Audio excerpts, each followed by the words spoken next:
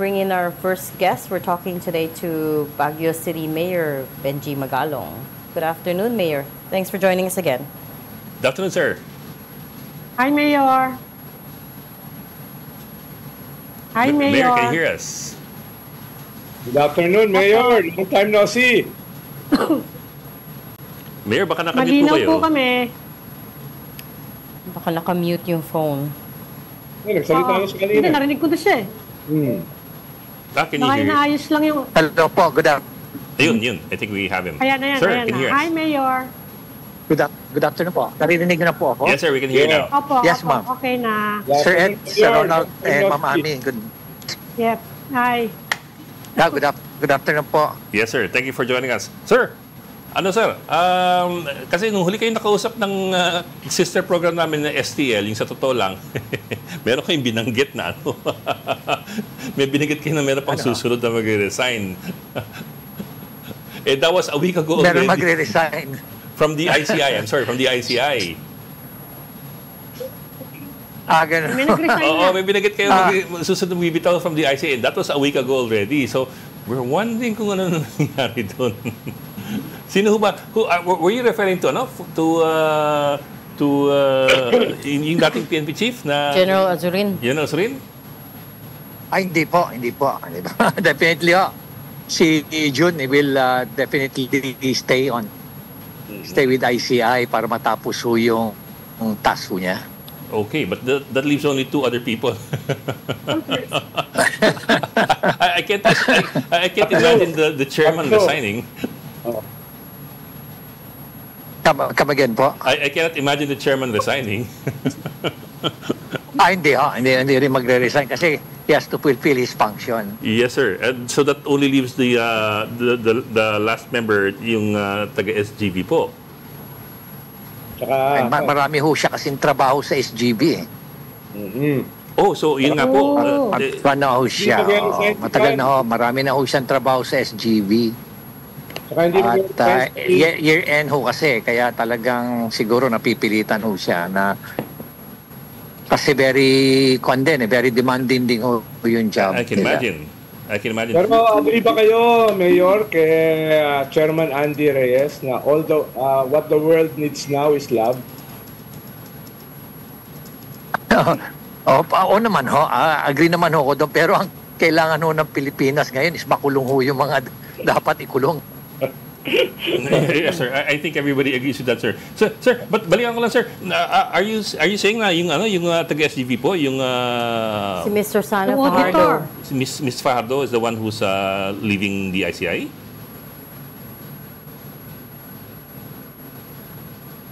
I guess he doesn't want to answer. Or baka putol? Oh. Sir, can you hear us? Hi, Mayor.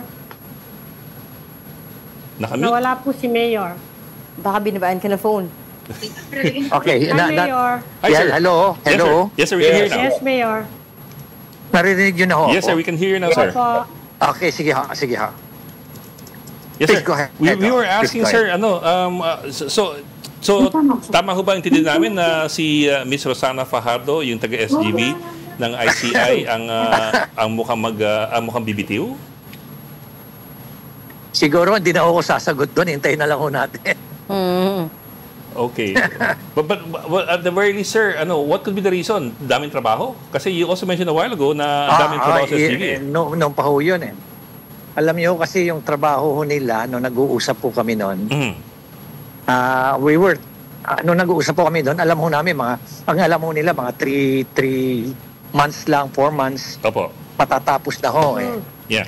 Pero sa akin, na being an investigator, hindi ho matatapos. Hindi ko lang ako nasasabi sa kanila na hindi matatapos yan. It will transcend administration because of the bulk of the cases ho na anomalous.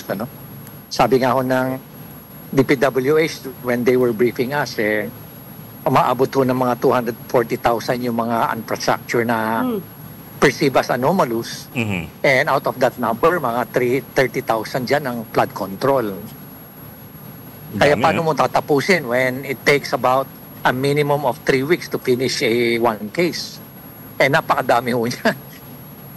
Oh, okay. Pero tingin nyo, Mayor, doon sa sinabi ni Ombudsman Boying Remulla a week ago na 1 to 2 months na lang yung ICI. Yeah, malamang ho siguro kasi meron ho yung tinatayong Independent People's Commission eh.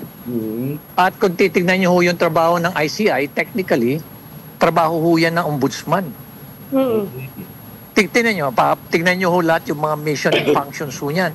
Basically, it's a duplication of the job of ombudsman. Kaya lang ho, nakafocus sa infrastructure. No? So, Pero sa tingin nyo ngayon, sa ginagawa ngayon ng ICI, anong assessment nyo doon sa trabaho nila? Considering your expectations nung nag-umpisa, saka ngayon, kung ano yung kinalabasan, ano po yung assessment nyo?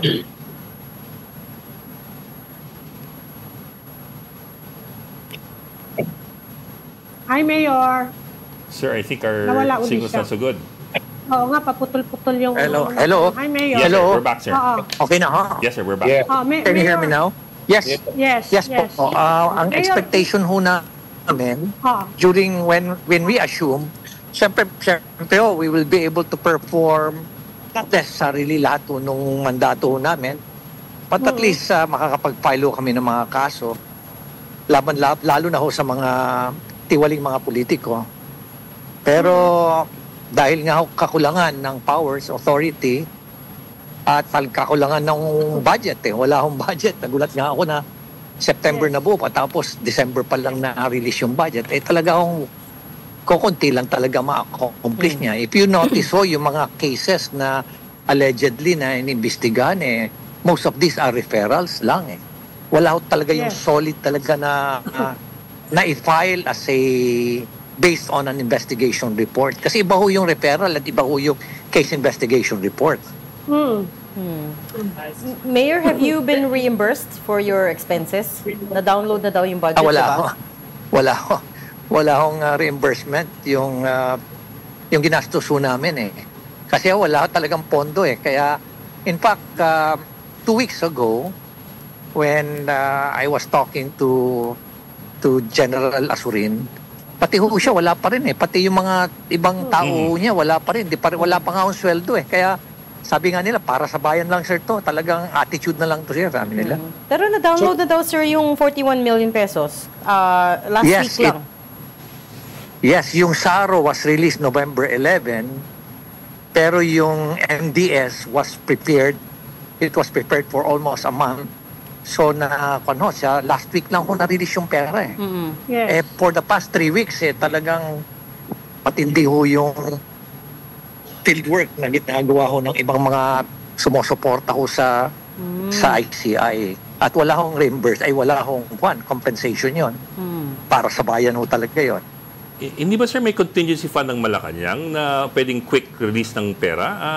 I always thought that there was not a slush fund, pero there was a paghuhugutan ng pera ang Malacanang for emergencies and I suppose this is an emergency. I mean, it's taken 3 months already.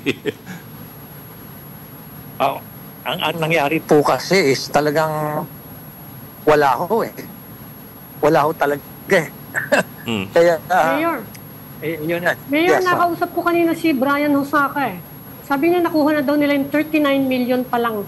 Hindi pa, kulang na lang ng 2 million.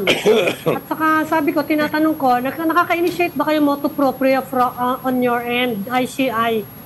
Sabi niya, ang ginagawa daw nila ngayon, humingi sila ng tulong sa police, saka sa NBI. What do you think of that? Di ba pareho rin totoo yung naman ho DOJ sa talaga. ombudsman? Yes, tama yan Ma'am Ami.